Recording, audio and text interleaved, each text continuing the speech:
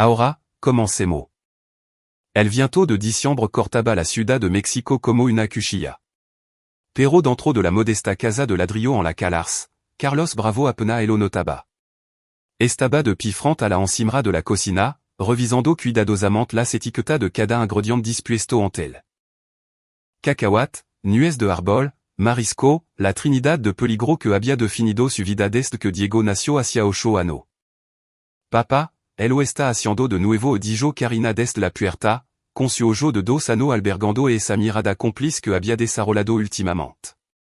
Demasiado sabia, demasiado observadora para su edad. Haciendo que? Preguntó Carlos, aunque sabía exactamente a qué se refería. Revisando todo trevese. Solo estamos haciendo galta para manana. Nadie intenta envenenarnos en nuestra propia casa. Carlos dejó la bolsa de harina y atrajo a su hija para darle un abrazo. Viejo habito. Tu mamadais que soit un paranoico. No er paranoico si de verdad quieren atraparte dijo Karina, y de inmediato pareció sentirse culpable. Lo siento, se suponía que debía ser gracioso. Lo fut. Carlos le alborotó el cabello oscuro, tan parecido al suyo. ¿Dónde está tu hermano? Jugando es jugo de cara que le compraste. Se está volviendo bueno. Carlos había sido analista financiero en del diagnóstico de Diego. Ande esa primera y aterradora cara a la sala de urgencia cuando su hijo tenía 3 años. Después de eso, había reestructurado toda su vida.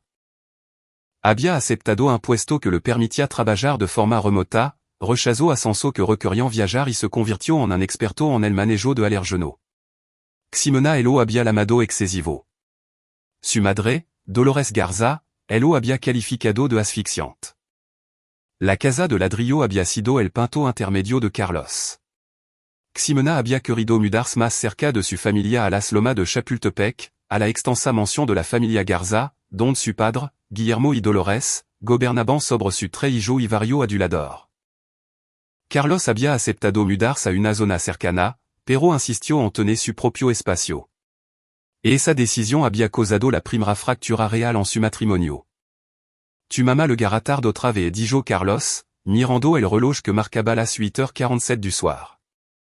La explosión de Karina cambió, algo oscuro parpadeó en su facción. Mandó un mensage, cena con la tía Luisa. Otra cena. Otra noche tarde. Otra excusa.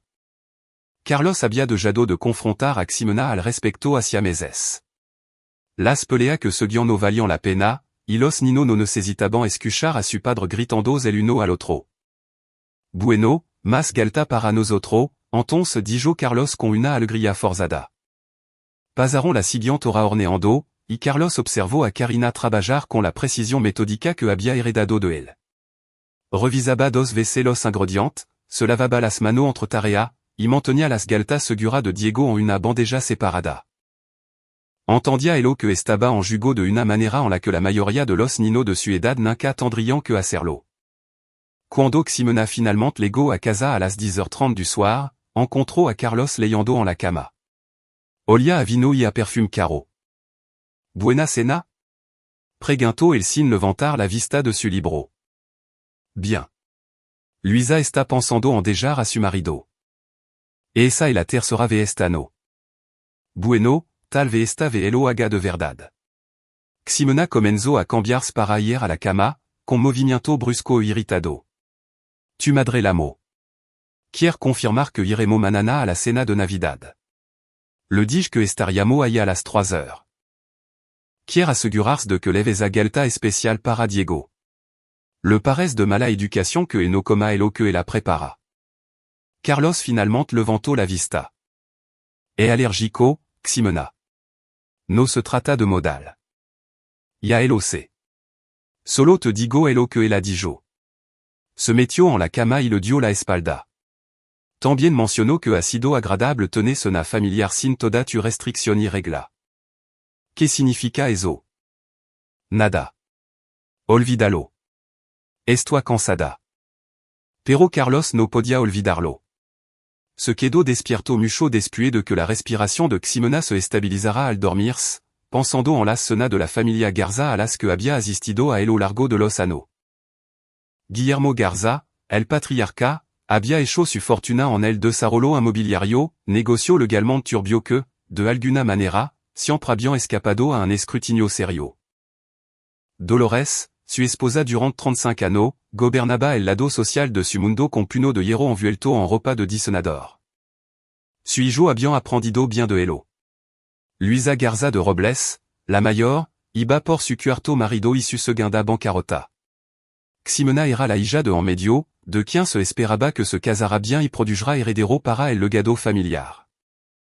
En cambio, se había enamorado de Carlos en el itam, un chico becado del sur de la ciudad sin conexión ni un fondo fiduciario. El menor, Vicente Garza, administraba varia de las propiedades de su padre y tenía los ojos muertos de alguien que había visto demasiado y sentido muy poco. Carlos nunca había encajado en su mundo. Al principio había intentado presentarse a su evento y reírse de las bromas inapropiadas de Guillermo. Pero, después del diagnóstico de Diego, el sutil desdén se había convertido en hostilidad abierta.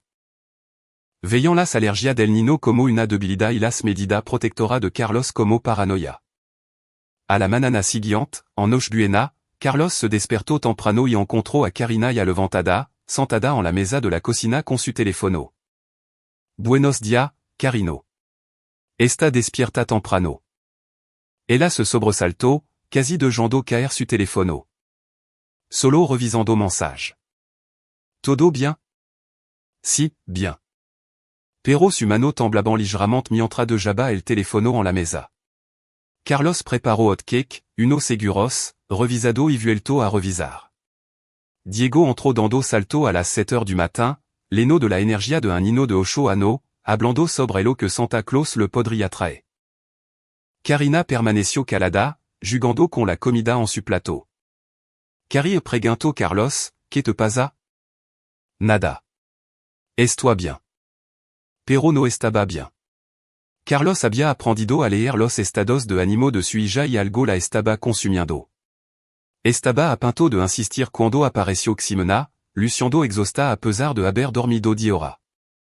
Tenemos que estar en casa de mi padre a las 2 anunció. Mamá quiere abrir los regalos de la cena esta noche.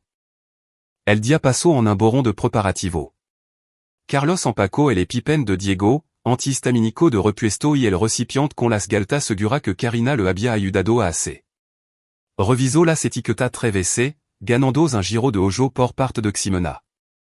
Para la 1h45 de l'après-midi, estaban en el coche dirigiendo hacia las lomas de Chapultepec. La mansión Garza se alzaba en telo, una énorme construction de estilo Tudor que gritaba el dinero viejo. Guillermo la había comprado apenas hacia 15 años, la entrada ya estaba llena de auto lujoso. Mucha gente observó Carlos. En Navidad. Mamá invitó a todo.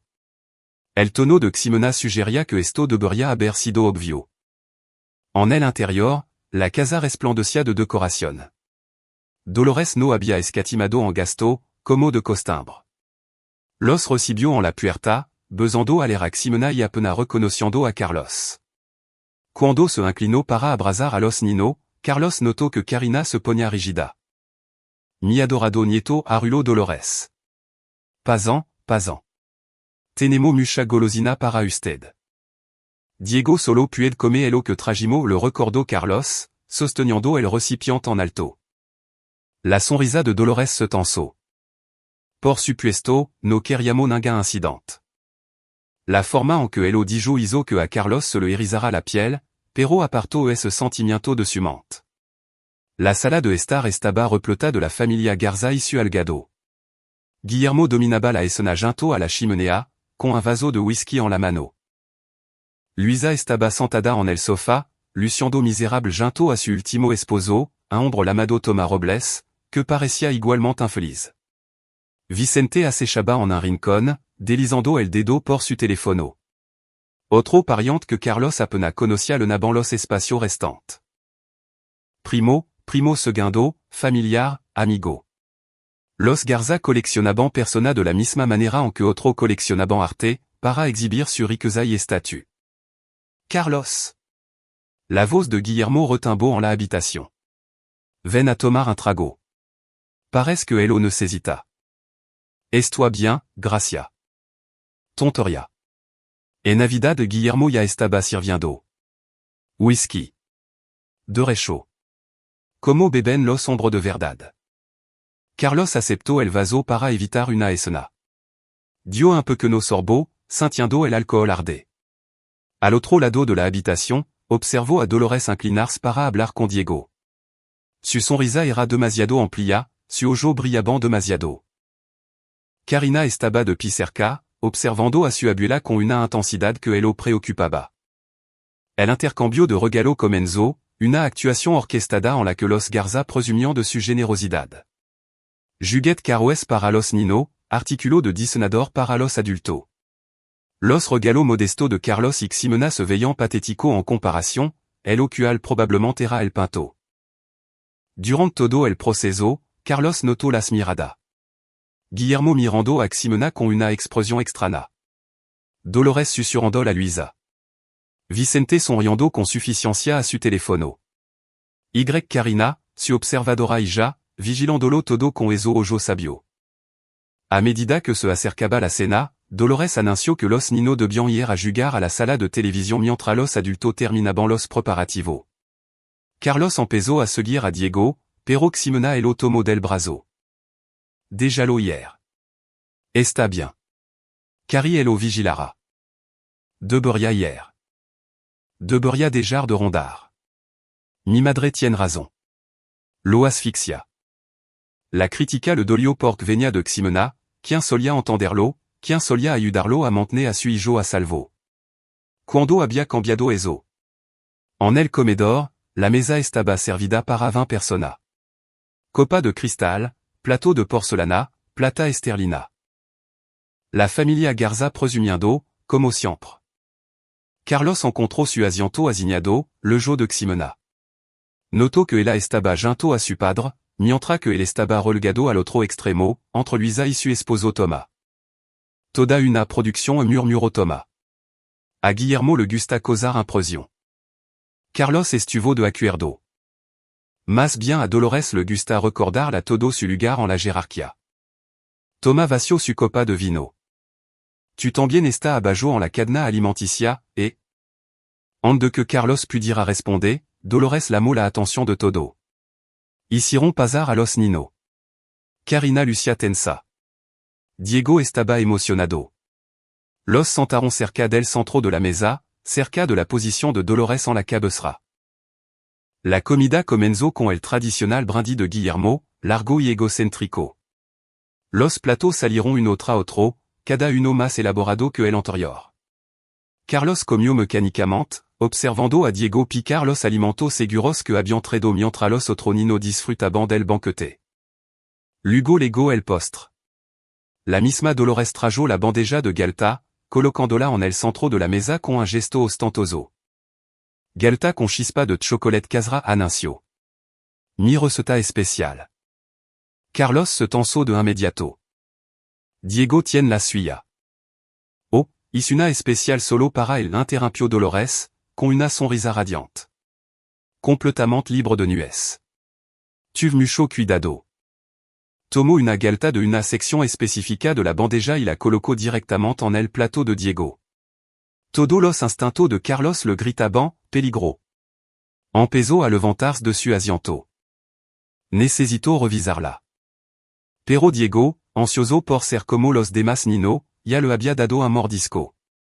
La reacción fut inmediata. Los ojos de Diego se abrieron de par en par y levó su mano a la garganta. El sonido de asfixia que siguió hizo que la sangre de Carlos se helara. El epipen. Carlos se lanzó de su asiento, buscando atienta su saco donde lo había guardado. Fut entonces cuando Ximena se movió. Su esposa, la madre de su hijo, lo agarró del brazo con una fuerza sorprendente, clavando su dedo en su muñeca. Déjà que se ahogue y se mura dijo, con voz plana y sin emoción. Carlos la miró en estado de choc. Alrededor de la mesa, la familia Garza observaba. No estaban en pánico. No se estaban moviendo para ayudar. Estaban observando con elo que solo podría describirse como anticipación. Dolores sonrió. Guillermo se recosto en Sucilla, cruzandos de brazo. La explosion de Luisa estaba cuidadosamente en blanco. Vicente sonrió con sorna. Todo estaba en el complot. Esto no era un accident. Estaba planeado. Esto era un asesinato. El tiempo pareció ralentizarse. El rostro de Diego se estaba poniendo rojo, su pequeña mano aferrandosa a su garganta. Carlos intentó librarse, pero Ximena lo sostenía con firmeza, y Guillermo se estaba moviendo para bloquear el paso. Todas las piezas encajaron en su lugar. La escena nocturna, la distancia, la sutil hostilidad que se había convertido en algo monstruoso. Entonces Karina se movió. Su hija de 2 años saltó de su silla con una velocidad que tomó a todo por sorpresa. Agarró el EpiPen del saco de Carlos. Sabía exactamente dónde estaba y lo clavó en el muslo de Diego con precisión ensayada. El efecto fut casi inmediato. Diego jadeó, y el volvió a entrar apresuradamente a su pulmoné. Su color comenzó a regresar. La habitación estalló en caos. Dolores de Hecho dio un paso adelante como para interferir, pero Karina se interpuso entre ella y su hermano. On apretaba el EpiPen usado en su pequeño puño como si fuera un arma. Abuela y dijo Karina, y su voz cortó el ruido con una calma inquietante. C'est donde estuviste. La habitación se quedó en absoluto silencio. El rostro de Dolores se quedó sin color. ¿Qué? Ella en el motel Las Palmas, habitación 237. Karina sacó su teléfono con mano firme. Tango photo. El silencio se prolongó, roto solo por la respiración entrecortada de Diego. Carlos, un procesando el que acababa de pasar, vio a su hija enfrentarse a su abuela con la valentía de alguien que le triplicaba la edad. Dolores miró a Guillermo. Guillermo miró a Vicente. La sonrisa burlona de Vicente se había desvanecido. ¿Has estado espiando a tu abuela? La voz de Dolores temblaba de rabia. Pequeña malagradecida. Estaba protegiendo a mi familia, interrumpió Karina. Los he estado observando a todo. C'est elo que han estado planeando. C'est sobre las póliza de seguro. C'est sobre los cambios en el testamento. Lo sé todo. Ximena soltó el brazo de Carlos, tropezando hacia atrás. Cari, détente. No los ojos de Karina, tan parecido a los de Carlos, ardiant de furia. Intentaron matar a Diego. Iban a matarlo y hace que parecira culpa de papa por ser descuidado. Tu se volvió hacia su madre. Tu iba a ayudarlo. Carlos atrajó a Diego a su brazo. El niño temblaba y lloraba. Su mente iba a 1000 por hora, tratando de procesar la pesadilla en la que se había convertido su vida. Su esposa había intentado dejar morir a su hijo. Su sugro lo había orquestado. Y su hija, su valiente y brillante hija, de alguna manera lo había sabido y se había preparado. Que todo se quedó exactamente donde están, dijo Carlos, con una voz mortalmente tranquila. Sacó su propio teléfono y marcó al 911. Vamos a dejar que la policía resuelva esto. Guillermo se rió, pero sonó forzado. ¿Cree que alguien creerá esta fantasía? Las acusaciones de una niña. Tango evidencia, dijo Karina. Mucha. Y no solo sobre el motel. Miró a su abuela con un cálculo frío. ¿Debería hablar sobre la caja de seguridad o las cuentas en el extranjero? ¿O deberíamos empezar con quien te estaba viendo en Las Palmas? El rostro de Dolores pasó de blanco a carmesí. Lo que fura que Karina supira, era suficiente para hacer que la formidable matriarca de la familia Garza se viera genuinamente aterrorizada. Carlos abrazó con fuerza a su hijo, viendo a su hija mantenerse firme frente a persona que acababan de intentar cometer un asesinato. En ese momento, se dio cuenta de que, mientras había estado ocupado protegiendo a su hijo de los cacahuat y las nuez, había fracasado en protegerlo de una amenaza mucho más letal. Pero la guerra no había terminado. Este era solo el primer movimiento. Carlos Bravo no tenía la menor intención de perder. Las luces de la sala de urgencia eran demasiado brillantes, demasiado estériles. Carlos se sento en la silla de plastico viendo a los médicos examinar a Diego, sumant repitiendo la cena una y otra vez. Los sonido de asfixia, la voz fría de Ximena, et esa sonrisa en el rostro de Dolores. Karina se sentó junto a él, agarrando su teléfono con ambas manos. La policía había llegado a la mansión Garza, tomó declaración y sugirió que fueran al hospital solo por seguridad. Eso había sido hacia 3 horas. Sonor bravo a un médico salió, luciendo cansado pero tranquilizador. Diego va a estar bien. La épinephrina actuó rapidamente. Lo mantendremos en observation durant la noche, pero no edano permanente. ¿Puedo verlo? Por supuesto. Está preguntando por usted. Carlos se levantó, luego hizo una pausa. Cari. Esperaré aquí. Se veía pequeña en la silla del hospital, su bravuconría anterior desvaneciendo ahora que el peligro inmediato había pasado. Necesito hacer una lamada. Está bien, estaré bien, papa. Veo a ver a Diego. En la sala de recuperación, Diego parecía un más pequeño de lo habitual en la cama del hospital. Sus ojos se iluminaron cuando Carlos entró. Papa, el doctor dijo que fue muy valiente. Carlos acercó una silla y tomó la mano de su hijo. Fuiste increíblemente valiente. ¿Cómo te sientes? Me duele la garganta y estoy muy cansado. La expresión de Diego se volvió preocupada. ¿Por qué mi abuela me dio esa galta? Ella sabe que soy alérgico. ¿Cómo le explica la maldad a un niño de 8 años? ¿Cómo le dis a tu hijo que su abuela y su madre intentaron matarlo? Avese la gente commet error dijo Carlos, y la mentira le supo amarga. Cari dice que no fut un error. Los ojos de Diego se llenaron de lágrimas. Ella dice que lo hicieron a propósito. Pero eso no puede ser verdad. ¿Verdad, papa? Carlos no pudo responder. Solo sostuvo a su hijo mientras el niño lo raba, sintiendo como su propia rabia se convertía en algo frío y enfocado. Cuando Diego finalmente se quedó dormido, Carlos regresó a la sala de espera. Karina estaba en su teléfono hablando en tono bajo y urgente. Terminó la llamada cuando él lo vio. ¿Con quién hablaba? ¿Un abogado? ¿El tío Camilo? ¿Camilo Castillo? El compañero de cuarto de Carlos en la universidad se había convertido en un prominent abogado especializado en defensa penal. Se habían mantenido unido a lo largo de los años. ¿Cómo lo contactaste? Lo llamé la semana pasada. Cuando me di cuenta de lo que estaba pasando. Las lágrimas asomaron a su ojo. He estado investigando durante 2 meses, papa. 2 meses. Mientras Carlos había estado ajeno, su hija de 2 años había estado reuniendo prueba contra su propia familia. Cuéntamelo todo dijo Carlos. Karina echó un vistazo a la sala de espera vacía y luego comenzó a hablar. Comenzó en octubre.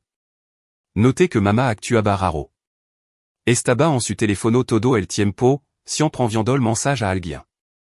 Salía de la habitación para contestar la llamada. El clásico comportamiento de una aventura. He visto suficiente televisión para conocer la sonal. Cari. De acuerdo, déjame terminar. Empecé a prestar atención, siguiéndola a veces cuando decía que iba a casa de la tía Luisa. No iba a casa de la tía Luisa. ¿A dónde iba? A la casa de los abuelos. Pero no solo de visita. Tenían reunión. Mamá, la abuela, el abuelo, el tío Vicente, a veces la tía Luisa. Siempre cuando tu estaba trabajando con Diego. Hablaban en el estudio del abuelo con la puerta cerrada. Carlos apretó los puños. ¿Cómo sabe de qué hablaban? Karina tuvo la decencia de parecer ligeramente culpable. Puede que haya tomado prestada algo de tecnología de un niño en la escuela. Su papá es investigador privado. Planté una grabadora activada por voz en el estudio del abuelo durante una comida en noviembre. ¿Tu qué? Tenía que saberlo, papa. Algo se sentía mal. Karina sacó su teléfono y navegó hasta una carpeta. Tango hora de grabación. ¿Quiere escuchar el más destacado? Ella presionó reproducir. La voz de Dolores Leno la silenciosa sala de espera. La póliza de seguro de vida est substancial. 34,4 millones de pesos sobre Carlos, 17,2 millones sobre cada Nino. Si el Nino mure por una réaction allergica, especialmente bajo la supervision de Carlos, la investigation se centrara en su negligencia. La respuesta de Guillermo, Y. Ximena eroda todo como cónyuge sobreviviente. Ximena, su esposa, su compañera, diciendo que tenía que parece natural. Un accident. No puedo levantar sospecha. Vicente, siempre practicó, la cena de Navidad tiene sentido. Mucha confusion. Mucha comida. Fácil algar contaminación cruzada. Luisa, con voz incierta, de verdad vamos a hacer esto? Matar a un Nino? Dolores, cortant y fría, estamos corrigiendo un error. Ximena nunca debió casarse con es don nadie del sur de la ciudad. Estos ninos son débiles. Alergia, ansiedad. No tienen madera de garza. Cortamo por el sano. Ximena recibe el dinero del seguro. Y seguimos adelante. Carlos sintió náusea. Karina detuvo la grabación. Emas dijo en voz baja. Ora más. Planearon cada detal. Como asegurarse de que no pudiera llegar al epipen a tiempo. Como la abuela diría que se olvidó de las alergias de Diego. Como todo actuarían conmocionado y comprensivo después. Y tu esposa estuvo de acuerdo con todo esto. No solo estuvo de acuerdo. Ella sugirió parte de ello. La voz de Karina se quebró. Lo siento, papa. C'est que es mi mamá, pero. No te disculpe. Salvaste la vida de tu hermano esta noche. Carlos abrazó a su hija, sintiéndola temblar con lágrima reprimida. La persona más valiente que conozco. Tenía tanto miedo, susurró Karina. Y si no hubiera sido lo suficientemente rápida? Y si me hubieran detenido? Pero fuiste lo suficientemente rápida y no te detuvieron. Carlos la abrazó más fuerte. Ahora tenemos que asegurarnos de que nunca tengan otra oportunidad. Karina se apartó, secando los ojos. Ahí es donde entra la otra evidencia. Lo de la abuela en el motel. ¿De qué se trata eso? La abuela está teniendo una aventura. Karina sacó foto en su teléfono. Con el socio del abuelo, un tipo llamado Elias Galardo. Se renen todos los lunes juvent el motel Las Palmas. Tango foto, ora, fecha. También tango prueba de que han estado moviendo dinero de las cuentas del abuelo a cuenta en el extranjero que están solo a nombre de la abuela. Carlos miró a su hija con asombro. ¿Cómo en contraste todo esto? Seguí a la abuela dos veces. Lo de las cuentas. Puede que haya tomado prestada su laptop una vez y encontré confirmación de correo electrónico. No étant experta en tecnología como cree. La expression de Karina se endureció. Elo querian destruir a nuestra familia. Yo quería un seguro para destruir la suya. Cari. Esto es. Carlos luchó por encontrar las palabras. Esto es increíblemente peligroso. Si hubieran descubierto lo que estaba haciendo. Me habrían matado a mí también. Lo sé. Por eso tuve cuidado. Ella lo miró a los ojos. Y por eso tenemos que movernos rápido ahora. Saben que tango algo sobre la abuela. No saben sobre las grabación ni cuanta otra evidencia tango, pero intentaron hacer control de Dano. Tenía razón. El teléfono de Carlos había estado vibrando toda la noche. Llamada de Ximena, de Guillermo, de un número que no reconocía. Las había ignorado toda, pero seguirían intentándolo. Camilo viene para acá dijo Karina. Le dije que elo necesitábamos esta noche. Dijo que estaría aquí en una hora. ¿Qué le dijiste? La verdad. Que mi familia intentó asesinar a mi hermano y necesitamos protección legal inmediata.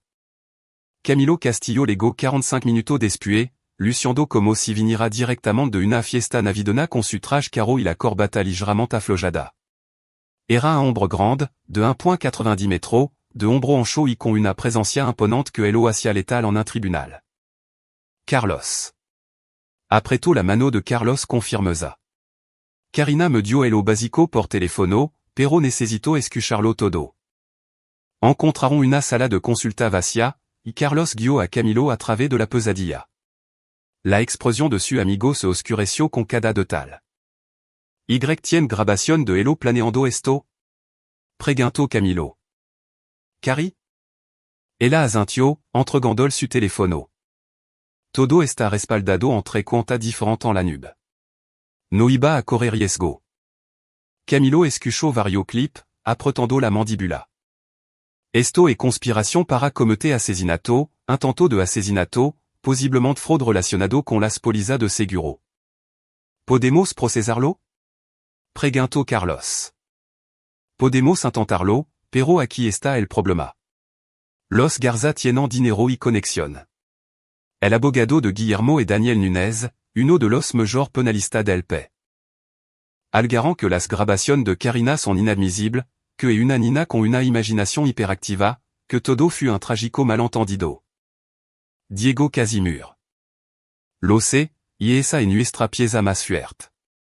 Tenemos registro hospitalario que muestran una reacción alérgica. Tenemos tu testimonio de que Ximena te impidió físicamente ayudar. Tenemos el testimonio de Karina sobre la inyección del EpiPen. Camilo se recostó. Pero sin las grabaciones, et la palabra de uno contra la del otro, una disputa familiar. Entonces, ¿qué hacemos? Camilo sonrió, y Carlos reconoció la expresión. Era la que ponían de destruir a alguien en la corte. No solo procesamos. Declaramos la guerra total. Los golpeamos desde todo los ángulos, penal, civil, social. Los destruimos tan completamente que nunca volverán a amenazar Tatini a Tuijo. Te escucho. Primero, solicitamos la custodia de emergencia. A partir de este momento, Ximena no ve a los niños sin supervisión. Algamo que es un peligro para la vida de Diego, porque lo es. Los registro del hospital apoyant esto. El apeleará. Déjà là. Pon todo en el expediente. Luego presentamos cargo penal, intento de asesinato, conspiración, puesta en peligro de menor. Hacemos esto publico. La riqueza de los Garza se basa en la reputación. Derribamos eso. ¿Qué pasa con las grabaciones? Preguntó Karina. Las usamos estratégicamente. La ley sobre intervención de comunicación privada es estricta, lo que significa que técnicamente podrían ser inadmisibles como prueba directa en el juicio si se obtuvieron sin una orden judicial. Pero Camilo levantó un dedo. Podemos usarla para encontrar evidencia corroborante, registro bancario, solicitud de póliza de seguro, cadenas de correo electrónico. Usamos la información de Karina para saber dónde buscar. Luego conseguimos orden judicial y citatorio para la evidencia legal. ¿Y la aventura? Preguntó Carlos. La sonrisa de Camilo se amplió. Esa es nuestra opción nuclear. El imperio empresarial de Guillermo Garza se basa en asociación inversionista.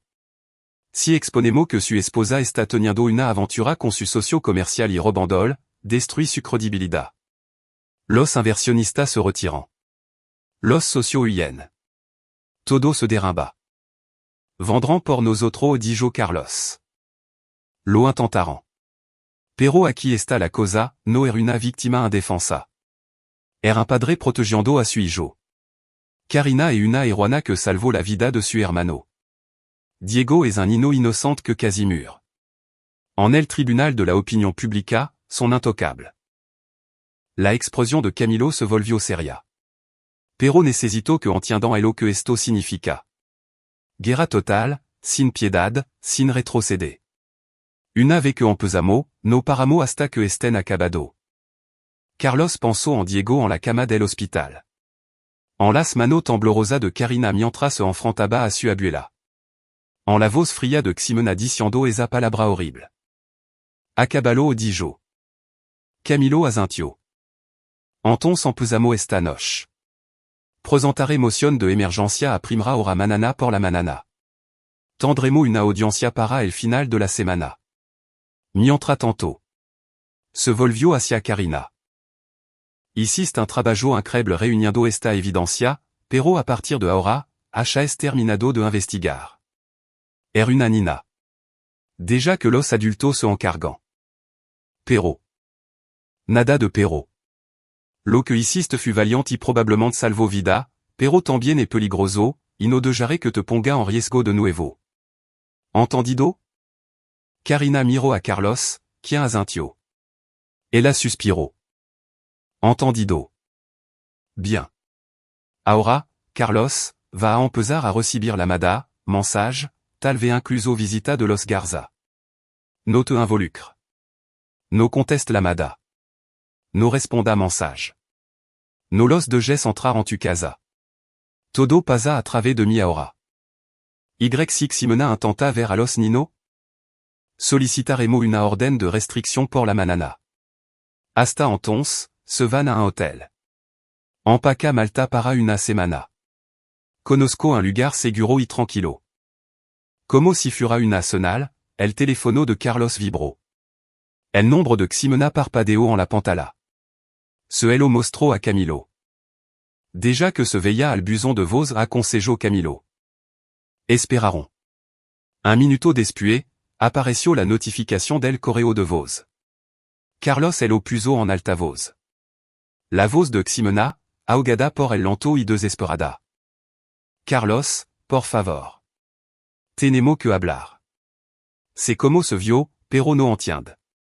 Estaba en shock. No estaba pensando con claridad. Por favor. Amo a nuestro hijo. Nunca le haría daño. La mam, por favor. El mensage terminó. La explosión de Karina era de piedra. Está mintiendo. Lo se le dijo Carlos. Lego otro mensage. Esta ve de Guillermo. Carlos, muchacho. Calmemos todo y hablemos de esto. Los asuntos familiar se quedan en la familia. Vuelva a la casa. Lo resolveremos con un trago. No hay necesidad de involucrar abogado y hospital. ¿Qué dices? Bora eso dijo Camilo. Garda un registro, pero no responda. Los mensajes siguieron le gando durant toda la noche. Dolores lo rando por un terrible malentendido. Vicente amenazando con acción legal por difamación. Luisa rogando a Carlos que pensará en la familia. Camilo documentó cada uno, construyendo el caso. Para la manana, Carlos tenía 17 mensajes y 23 llamadas perdida. A las 6 heures du matin, salieron del hospital con Diego, quien estaba exhausto pero físicamente recuperado. Camilo los llevó a un hotel boutique en Polanco, le jour de las Lomas y de la mansión Garza. Y le había reservado una suite de 2 habitaciones a nombre de su buffet. Descansen un poco dijo Camilo. Presentaré las moción en cuanto abran los juzgado. Esperen que los Garza contraatacan con fuerza. ¿Qué debo esperar? Todo.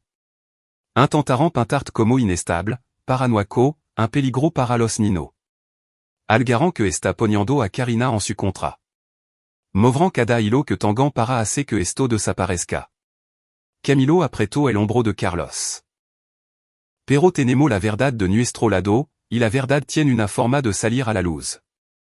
Después de que Camilo se fut, Carlos ayudó a Diego a acostarse y Hugo se sentó con Karina en la sala de estar de la suite. Ella Lucia exhausta, la adrenalina finalmente desvaneciéndose. Siento que haya tenido que ser la adulta dijo Carlos. Alguien tenía que serlo. Karina se apoyó en él. Papa, vamos a estar bien. Vamos a estar mejor que bien. Vamos a ganar. Y mamá? Esa era la pregunta que Carlos había estado evitando. Ximena, la mujer que había amado, con la que se había casado, con la que había construido una vida, la madre de su hijo. ¿Cómo habían llegado a esto? Tu mamá tomó decisión dijo Carlos con cuidado. Decisión terrible. No sé si alguna vez podrá recuperarse de ellos. No creo que quiera hacerlo dijo Karina en voz baja.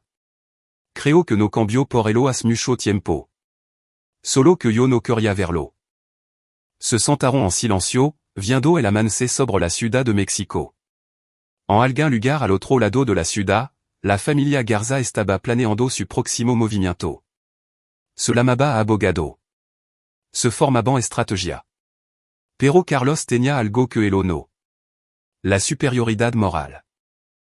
Evidencia de su crimen. Y una hija de 2 años que era más inteligente que todo el ojento.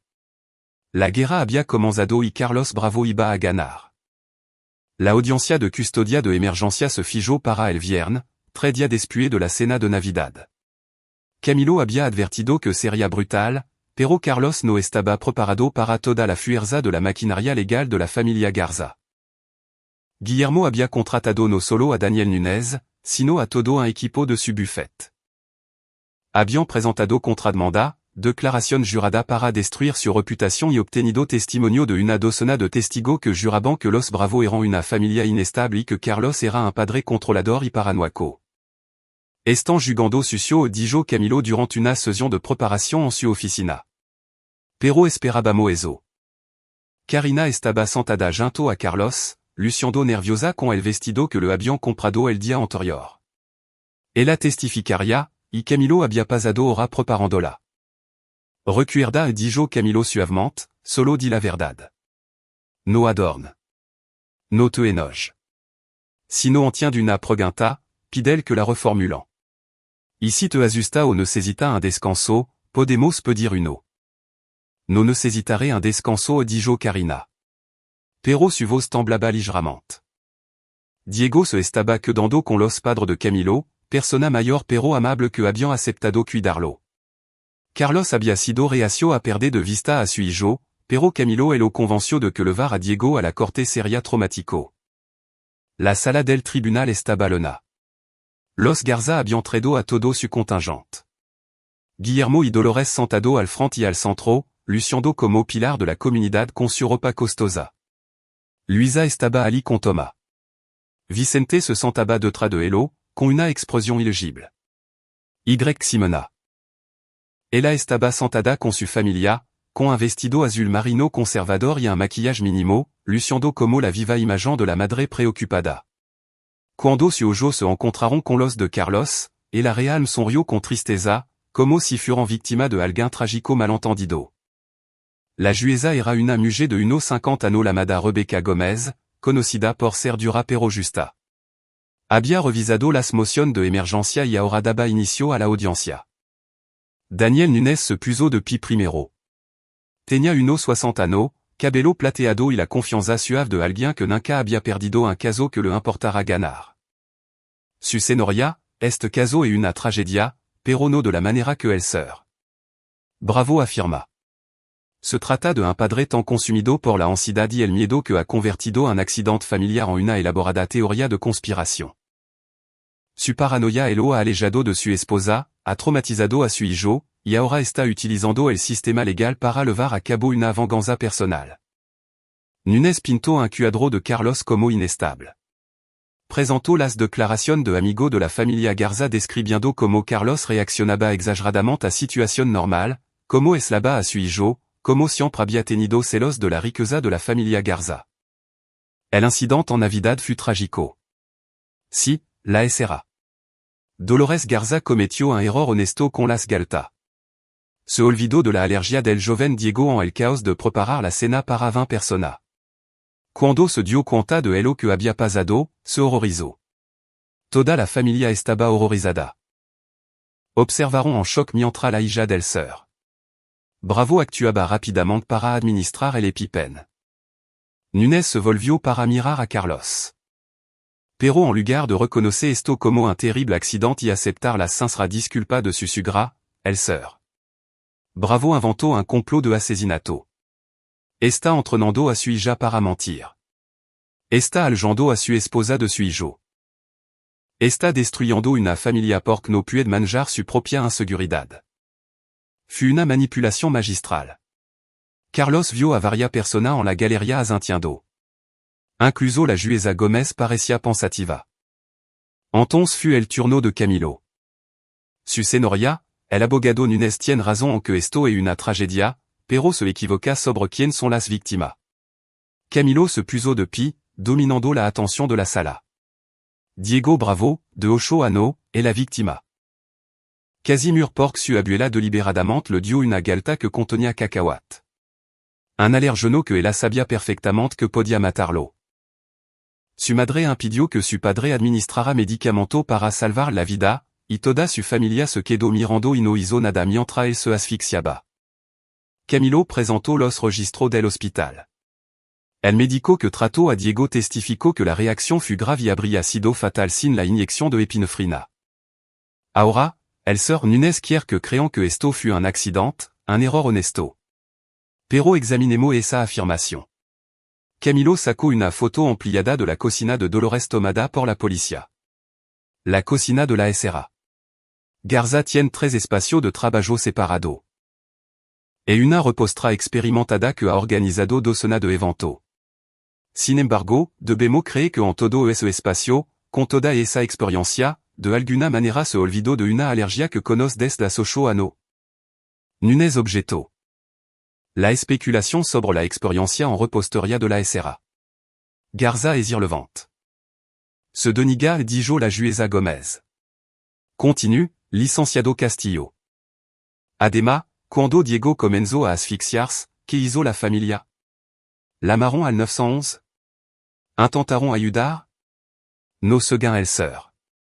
Bravo y su hija Karina, a quien le recordaré al tribunal que actuó heroicamente para salvar la vida de su hermano, la familia se quedó allí mirando.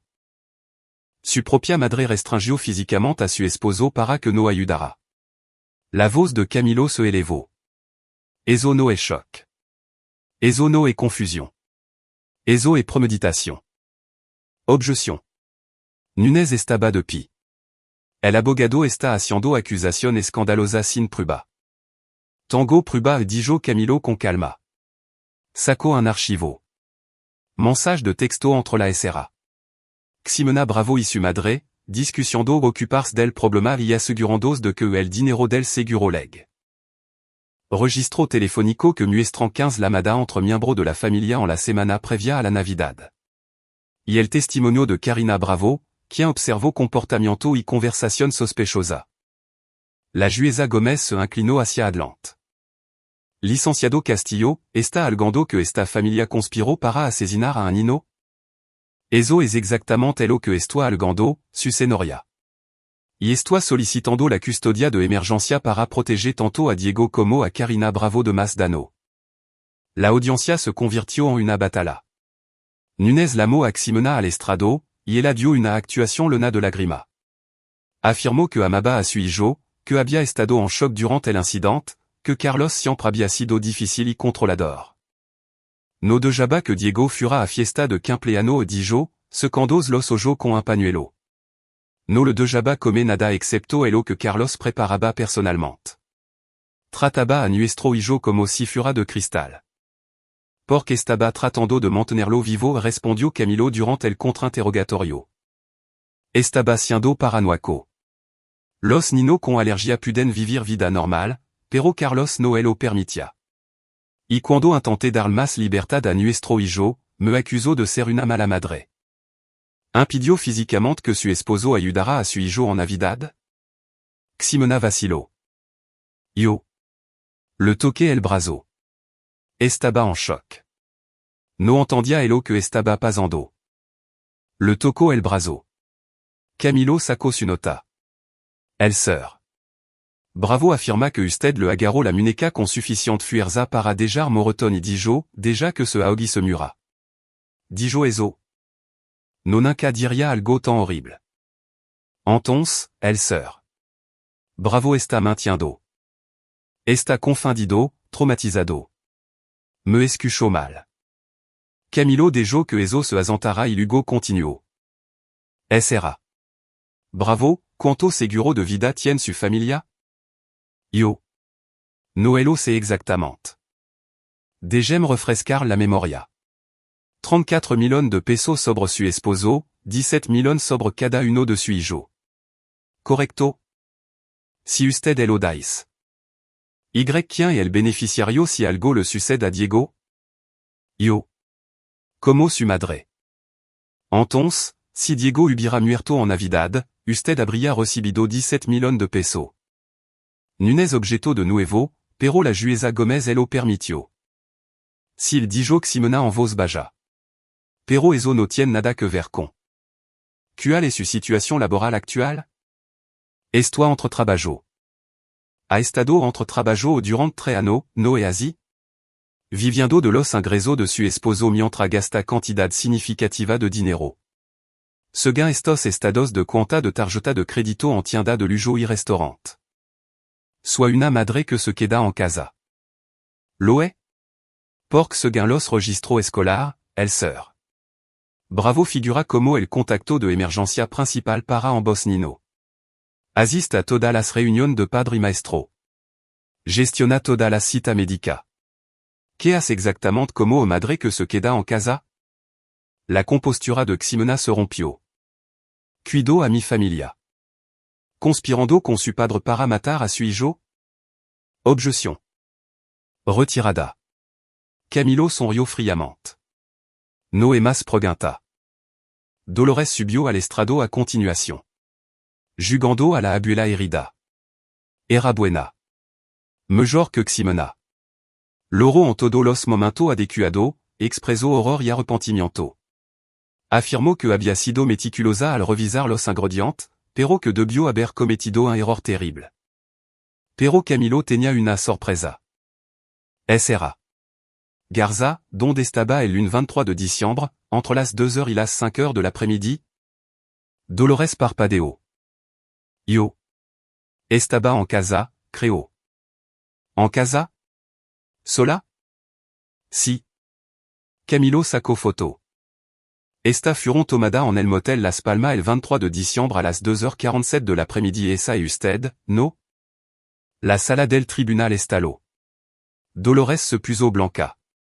Guillermo se levantó de la galería gritando.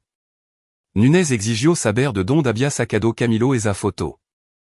De un miembro de la familia preocupado dijo Camilo con suavidad. Era. Garza, ¿quién es el hombre en esta foto con usted? El hombre entrando en la habitación 237. Esto es indignante. Nunez tenía la cara roja.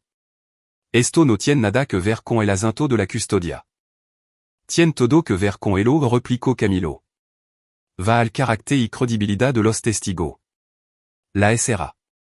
Garza afirma ser una abuela devota que cometió un error honesto, pero está mintiendo sobre su aventura. ¿Sobre qué más está mintiendo? La jueza Gómez pidió orden. Licenciado Castillo, permitiré esta línea de interrogatorio, pero proceda con cuidado. SRA. Garza continuó Camilo. El hombre en esta foto es Elias Galardo, el socio comercial de su esposo. ¿Es eso correcto? El instinto entrenado por abogado de Dolores se activó. Me niego a responder bajo el argumento de que puede incriminarme. ¿Incriminarla en qué? ¿Una aventura o algo más serio? Camilo sacó más documento. Estos son registros bancarios que muestran transferencia de cuenta conjunta de usted y su esposo a cuenta en el extranjero solo a su nombre. Cuenta que su esposo presumiblemente no conoce. ¿Le gustaría explicarla? Me niego a responder. Entonces permítame sugerir lo que pasó. Usted y el sœur Galardo están teniendo una aventura. Esta robando a su esposo para financiar una nueva vida junto. Pero necesita más dinero para que funcione. Dinero de las pólizas de seguro de su nieto. Así que tramó un plan. Esto es absurdo. Dolores finalmente se quebró. No necesitamos dinero. Mi esposo es rico. ¿Lo es? ¿O su negocio está fracasando? Los registros muestran varia propiedad en ejecución hipotecaria. Inversionista retirandos. Problema legal. Camilo se inclinó hacia ella. Está robando de un barco que se hunde, SRA. Garza, y necesitaba ese dinero del seguro. La audiencia degeneró en el caos. Nunez pidió un receso. Guillermo confrontó a Dolores en el pasillo, su discussion est lo suficientemente fuerte como para que todo la escucharan. Vicente desapareció. Luisa estaba sentada solozando. Cuando la corte se volvió a reunir, fut el turno de Karina para testificar. Camilo la manejó con delicadeza, guiándola a través de lo que había observado. Carina estaba tranquila, articulada, devastadora. Describio como siguió a su madre, grabo conversación y reunió prueba. Sabia que algo andaba mal dijo. Podia sentirlo, así que empecé a prestar atención. El contre-interrogatorio de Nunes fut agresivo. Intentó pintarla como una nina problemática que actuaba para llamar la atención. Cuestionó cómo podía haber reunido toda esta evidencia. Sugirió que Carlos la había entrenado, pero Carina nunca vaciló. Mi papá no me entrenó, dijo firmemente. Ni siquiera sabía lo que yo estaba haciendo. Lois porcamo a mi hermano y me di cuenta de que estaba en peligro. ¿De su propia madre? Sí. Esa es una acusación muy seria de una nina de 12 años. Tengo 12 años, no soy estúpida, respondió Carina. C'est lo que 6. C'est lo que escuché. Y sé que si no hubiera salvado a Diego, él estaría muerto ahora mismo. La sala del tribunal estaba en silencio. La jueza Gómez decretó un receso de una hora para revisar la evidencia y considerar su fallo. Carlos se sentó con Camilo y Carina en una sala de conferencia, apenas capaz de respirar. Lo hiciste genial, le dijo Camilo a Carina. ¿Hice lo suficiente? Hiciste más que suficiente. Estuviste perfecta. Cuando regresaron a la sala del tribunal, la jueza Gómez Lucia grave. He revisado la evidencia y el testimonio presentado hoy. Este uno de los casos más inquietantes que he encontrado en 20 años en el estrado. Miro directamente a la familia Garza. En el mejor de los casos, tenemos una negligencia grave que casi resultó en la muerte de un niño. En el peor, tenemos una conspiración para cometer asesinato. Ximena comenzó a llorar. Dolores se sentó rígida. Estaba concediendo la petición de custodia de emergencia del SER. Bravo. La SRA. Ximena Bravo no tendrá contacto con los menores excepto visita supervisada, pendiente de un juicio de custodia completa. Se le concede al SER. Bravo la custodia temporal completa. Nunes empezó a objetar, pero la jueza Gómez lo cortó. También está remitiendo este asunto a la fiscalía para una investigación criminal. La evidencia sugiere una posible conducta criminal que va más allá de la jurisdicción de este tribunal. Miro a Carlos. Sir. Bravo, le concedo una orden de restricción contra la SRA. Dolores Garza, la SRA. Ximena Bravo y todos los miembros de la familia Garza.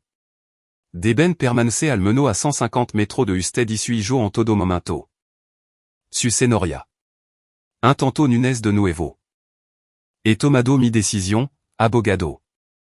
Se levanta la sesión. El mazo cayó. Carlos atrajo a Carina para un abrazo, sintiéndola temblar de alivio. Al otro lado de la sala, la familia Garza estaba en desorden.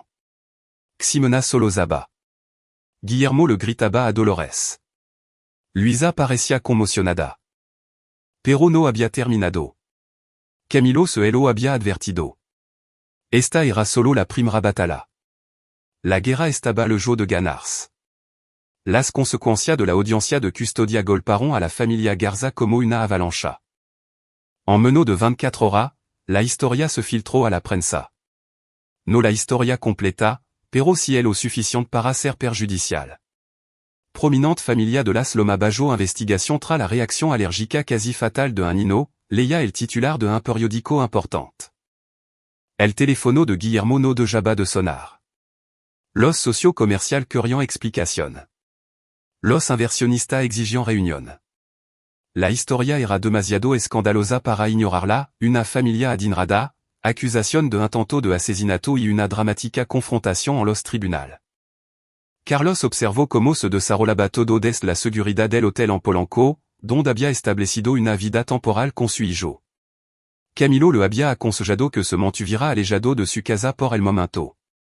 Los Garza sabían dónde vivía y estaban desesperados. ¿Qué tan desesperado? Había preguntado Carlos. Ponlo de esta manera, Guillermo ha perdido 3 grandes inversionistas en 2 días. La historia sobre la aventura de Dolores se está extendiendo por su círculo social. Su hija enfrenta posible cargo penal. Están acorralado la expresión de Camilo era sombría.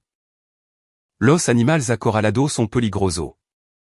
Por eso Camilo había contratado a una consultora de seguridad, una mujer llamada Jacqueline Beltrán, que había realizado protección ejecutiva durante 20 años. Tenía unos 40 años, era compacta y eficiente, con ojo que nunca de jaban de buscar amenaza. Ahora era un objetivo, le explicó Jacqueline a Carlos durante su primera reunión. Es humillado a una familia poderosa y expuesto su crimen. Van a contraatacar. ¿Qué debo esperar? Acoso? Intimidation? Podrían intentar desacreditarte, plantar droga en tu auto, fabricar evidencia de irregularidad, contratar a alguien para seducirte y crear un escándalo. Sacó un archivo. Y a encontré equipo de vigilancia en tu auto. Cosa de aficionados, pero de muestra que te están observando. Carlos sintió un escalofrío. ¿Qué hacemos? Pasamos a la ofensiva. Revisaré tu departamento, tu auto, cualquier lugar que frecuente. Variamos tu rutina. Documentamos todo. Y dejamos claro que si vienen por ti, los enterraremos. En los días siguientes, Jacqueline encontró 3 micrófonos más. Uno en la bolsa de la laptop de Carlos, otro cerca de la entrada de su departamento y uno en la mochila de Karina. Alguien ha estado muy ocupado o dijo, mostrando a Carlos los pequeños dispositivos. Este nivel de vigilancia sugiere que están armando un caso en tu contra. Quieren encontrar algo, cualquier cosa que puedan usar. No encontraron nada. Podrían fabricar algo. La expresión de Jacqueline era seria. Esta persona está desesperada. Carlos, no los subestime. Mientras tanto, Camilo armaba el caso penal. El fiscal del estado, un hombre ambicioso llamado Claudio Aguirre, había tomado un entrée personal después de revisar la evidencia. Esto es grande, le dijo Claudio a Camilo durante una reunión en su oficina. Si podemos probar la conspiración para cometer asesinato, et el caso que define una carrera. ¿Pueden probarlo? Preguntó Carlos. Había asistido a la reunión ante la insistencia de Camilo. Las grabaciones que hizo Karina son problemáticas desde un punto de vista probatorio. La ley es estricta sobre el consentimiento, pero. Claudio sonrió. No dan un mapa de ruta. Solicitamos registro bancario, documento de seguros, registro telefónico, correo electrónico. Encontraremos la evidencia que corrobora lo que en esa grabación. ¿Cuánto tiempo tomará eso? Semana, tal vez meses. Los delitos de cuello blanco toman tiempo para procesarse, pero estamos acelerando esto porque la vida de un niño estuvo en peligro. Claudio se inclinó hacia adelante. Necesito que entienda algo, sir. Bravo. Los Garza lucharán contra esto con todo lo que tienen. Intentaron llegar a un acuerdo, al lugar que todo fut un malentendido. Argumentaron que no ocurrió ningún daño real. Mijo Casimur. Casi. Ese es el problema en el derecho penal. El intento de asesinato requiere prueba de intención. Necesitamos demostrar que intentaron matar a Diego deliberadamente, no solo que fueron negligentes. Tango es esa prueba. Las grabaciones son inadmisibles, así que necesitamos otra evidencia. Correo electrónico, mensaje de texto, registro financiero que muestran el motivo. Testigo dispuesto a declarar. La expresión de Claudio fut comprensiva. Estoy de su lado, sir. Bravo, pero necesito que si paciente mientras construimos un caso blindado. Paciencia. Carlos estaba cansado de ser paciente mientras los aspirantes a asesino de su hijo caminaban libre. Esa noche, de vuelta en el hotel, Carlos no podía dormir. Se sentó en la sala de estar de la suite, con la laptop abierta, investigando el imperio empresarial de la familia Garza. La empresa de Guillermo, desarrolladora Garza, tenía participación en una docena de proyectos en toda la Ciudad de México. Bienes, administración de propiedad, construcción. Carlos comenzó a investigar más a fondo.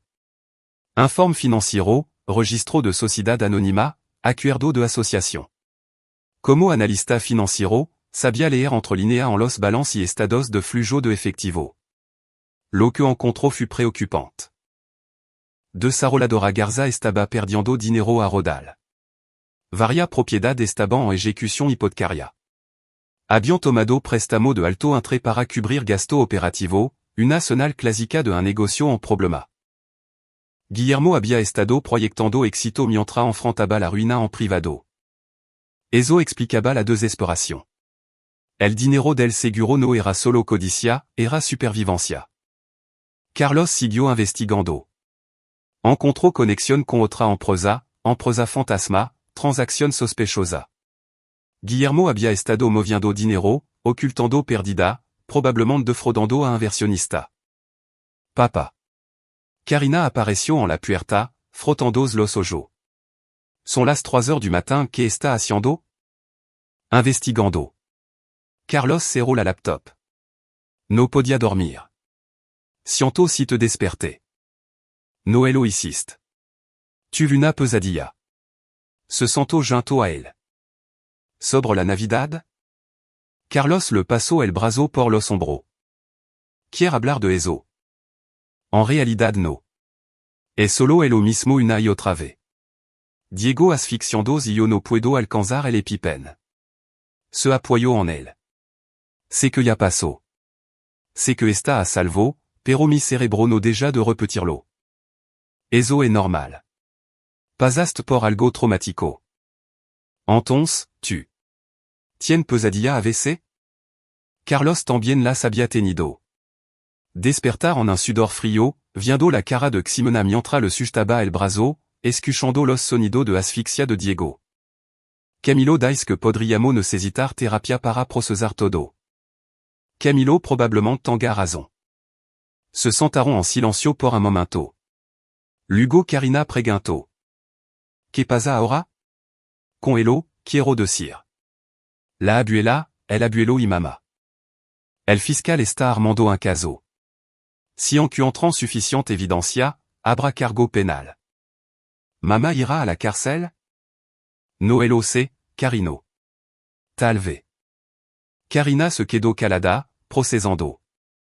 Sé que debería sentirme triste por eso. Et mi mamá, pero.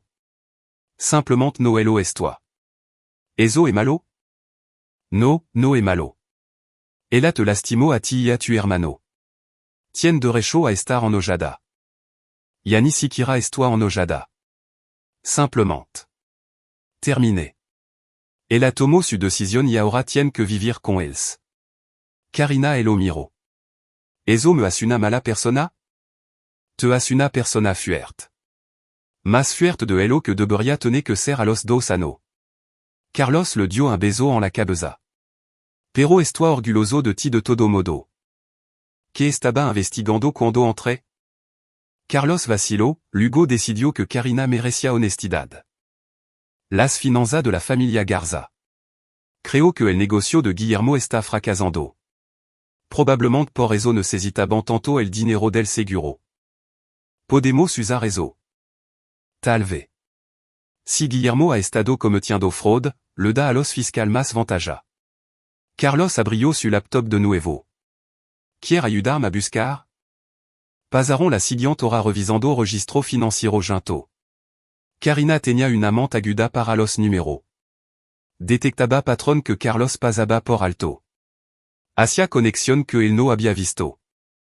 Mira esto dijo ella, señalando una serie de transacciones. Esta empresa, inversión estelar, aparece mucho. Recibe pago de desaroladora Garza, pero no es un servicio claro que se esté proporcionando. Buena observación. Podría ser una empresa fantasma que Guillermo está usando para ocultar dinero. Oh.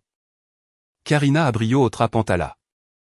Mira quién aparece como el representante legal de Inversión Estelar. Elias Galardo. El amante, el socio comercial. Carlos sintió que las piezas encajaban.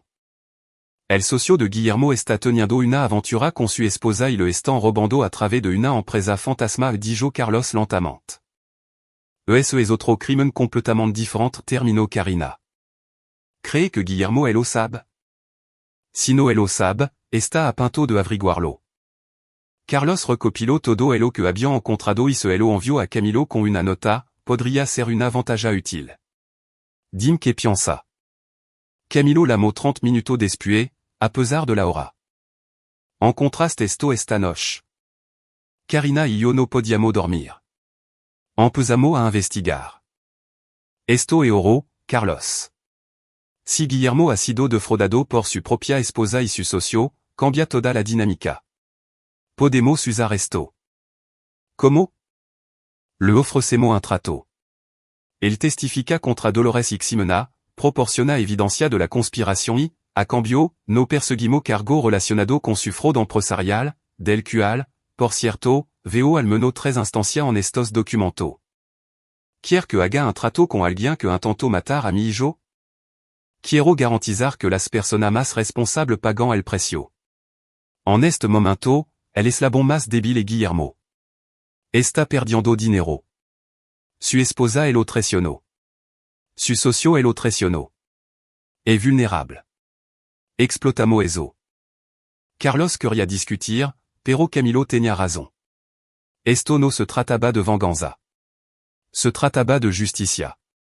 Ici tratar con Guillermo significaba asegurar que Dolores y Ximena enfrentaran consecuencia, valía la pena. Organiza la réunion, dijo Carlos. La réunion tuvo lugar 2 días después en la oficina de Camilo.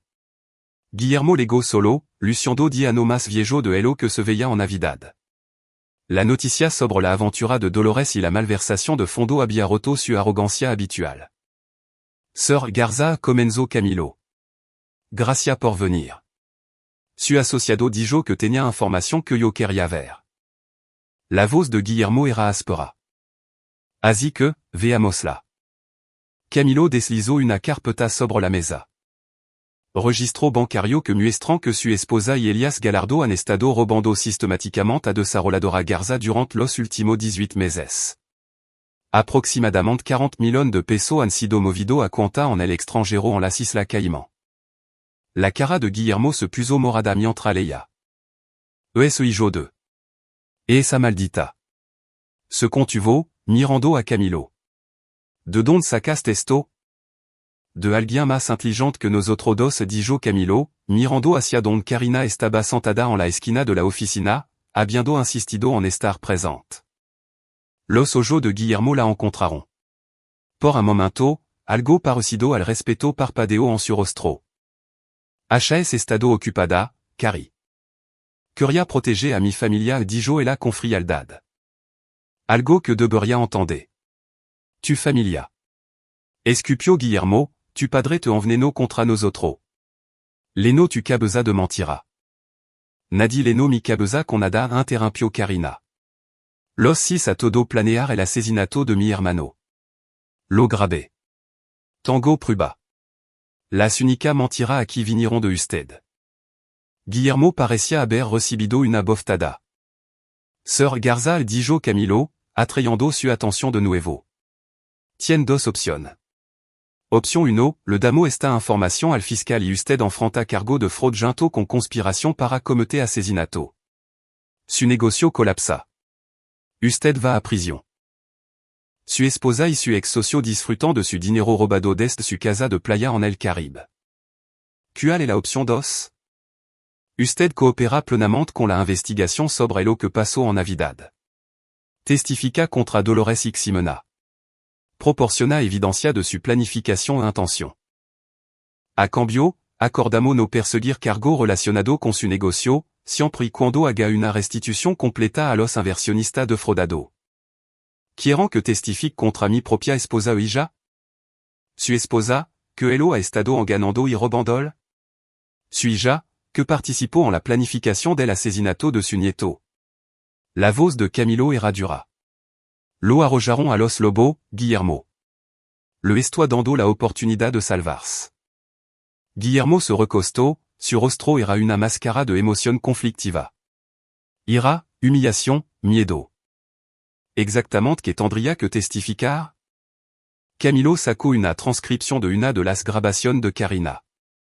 Esta conversación ocurrió en su estudio el 15 de diciembre. Su voz est clairement identificable. Usted discute las pólizas de seguro, el plan para usar la alergia de Diego, el momento de la cena de Navidad. Necesitamos que confirme que esta conversación ocurrió. Proporcione contexto y testifique que entendió que era un plan para matar a un niño. Si hago eso, Dolores va a prisión. Dolores y Ximena. En bas. Si. Y Vicente, Luisa. Elo Estaban allí también. Si testifica que fueron parte de la conspiración, también enfrentaron cargo. Pero nuestra prioridad son los actores principal, Dolores y Ximena. Guillermo guardó silencio durant un largo momento. Necesito tiempo para pensar. Tiene 24 horas y dijo Camilo. Después de eso, esta evidencia va al fiscal y usted está solo. Guillermo se puso de pie sosteniendo la carpeta. ¿Puedo quedarme con esto? Esa es una copia. Tenemos los original. Guillermo miró a Karina una vez más. ¿Sabe que has destruido a esta familia, verdad? Todo es lo que construimos. Usted la destruirán, dijo Karina en voz baja, cuando decidieron que la vida de mi hermano valía menos que el dinero. Guillermo se fut sin decir otra palabra. ¿Cree que aceptará el trato? Preguntó Carlos después de que se fut. Lo aceptará, dijo Camilo con confianza. Es un narcisista y un cobarde. No se sacrificará por persona que lo traicionaron. Camilo tenía razón. Guillermo llamó a la mañana siguiente y aceptó cooperar plenamente. La segunda reunión incluyó a Claudio Aguirre y a una agente federal llamada Michelle Becerra, quien había sido traída debido a los delitos financieros internacional involucrado. Guillermo expuso todo. La conversación en su estudio no había sido la primera. Habían estado planeando durante semana. Dolores había sido la autora intelectual, impulsada por su aventura y la necesidad de dinero. Ximena había estado ansiosa por participar, resentida con Carlos y cansada de ser pobre según los estándares de los Garza. Dijo que nunca lo amó, dijo Guillermo, mirando a Carlos. Dijo que casarse contigo fue el mayor error de su vida. Dijo que los niños eran el único bueno que salió de eso, pero que las alergias de Diego lo hacían defectuoso. Las palabras dolieron más de lo que Carlos esperaba. Sabía que el matrimonio había terminado, pero escucharlo descrito tan fríamente seguía siendo doloroso. Guillermo continuó. Eligieron la Navidad porque sería fácil algar confusión con tanta gente y tanta comida. Habían practicado su reacción, las caras de asombro, la preocupación, las llamadas de auxilio que le guerrian solo uno segundo demasiado tarde.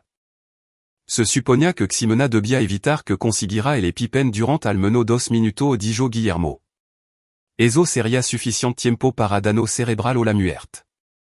Luego todo actuaríamos traumatizado, culparíamos a Dolores por un error honesto y cobraríamos el dinero del seguro. ¿Y qué es de Karina? Preguntó Michelle. Ella no era parte de los cálculos. No pensamos que intervendría. Se suponía que estaría con los otros niños en la sala de televisión. La expresión de Guillermo se volvió amarga. La subestimamos. Claramente, dijo Claudio secamente. Guillermo proporcionó estados de cuenta bancario que mostraban gran depósito que Ximena esperaba del pago del seguro. Cadenas de correo electrónico entre Dolores y Elias Galardo discutiendo su plan para abandonar el país. Mensaje de texto entre los miembros de la familia coordinando su historia. Era más que suficiente para procesar. ¿Qué pasa con Vicente y Luisa? Preguntó Carlos. Vicente sabía y aprobó. Esperaba una parte del dinero. La mandíbula de Guillermo se tensó. Luisa. Luisa estaba incómoda pero siguió la corriente. Es débil. Siempre lo ha sido. Entonces, todos son cómplices. Si. Claudio y Michelle intercambiaron mirada. Esto es suficiente para orden de arresto, dijo Claudio. No movremos de inmediato. Los arrestos ocurriront a la mañana siguiente. Agente fédéral y la policía de la Ciudad de México descendiront sobre la mansión Garza a las 6 heures du matin. Dolores y Ximena fueron puestas bajo custodia sin incidente. Vicente intentó correr y fut derribado en el patio trasero. Luisa se entregó después de que su abogado la llamara. Elias Galardo fut arrestado en su casa, acusado de malversación y fraude. Los medios se volvieron locos. La historia e lo tenia todo, riqueza, traición, intento de asesinato y una aventura. Furgonta de noticia acamparon fura de la mention Garza. Los reportero intentaron encontrar a Carlos y a los Nino. Camilo dio una conferencia de prensa, controlando cuidadosamente la narrativa. Este caso se trata de un padre protegiendo a su hijo de una maldad inimaginable. La valentia de una nina salvó la vida de su hermano y expuso una conspiración que sacude la conciencia. Se está haciendo justicia. Siguieron las audiencias de fianza. Claudio argumentó que Dolores y Ximena tenían riesgo de fuga. Habían estado planeando salir del P con dinero robado. El juez estuvo de acuerdo, fijando la fianza en 85 millones de pesos para cada una. Guillermo pagó su propia fianza comprometiendo propiedad. Nadie pagó la fianza de Dolores o Ximena. Permanecieron en el reclusorio femenil esperando el juicio. Carlos debería haber sentido triunfante. Su enemigo estaba encerrado. Su hijo estaba a salvo. La justicia avanzaba. Pero se sentia vacío. Una noche, una semana después de los arrestos, Carlos se sentó con ambos Nino a ver una película a la que ni Karina ni Diego estaban prestando mucha atención. Papa preguntó Diego durant un momento de silencio, mamá va a volver a casa alguna vez? Era la pregunta que Carlos había estado temiendo. No, campeón. No va a volver porque intentó hacerme daño. Porque tomó muy mala decisión. Decisión que significan que ya no puede ser parte de nuestra familia. Diego procesó esto con la simple aceptación de un Nino de 8 años. Está bien. Podemos tener un perro entonces? Karina se rió. La primera risa real que Carlos había escuchado de ella un día. Esa es tu prioridad. Un perro. Mamá siempre decía que no a los perros. Pero si no va a volver, tal vez podamos tener uno ahora. Era una petición infantile tan normal que Carlos se encontró riendo también. Si, campeón. Podemos tener un perro. Génial.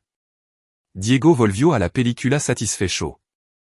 Pero Karina permaneció preocupada. Más tarde, después de que Diego se durmió, se unió a Carlos en la sala de estar. ¿Está mal que no esté triste? Preguntó ella. ¿Por mamá? Quiero decir, todo dicen que debería estar devastada, pero simplemente. No lo estoy. No es una forma correcta de sentirse, hija.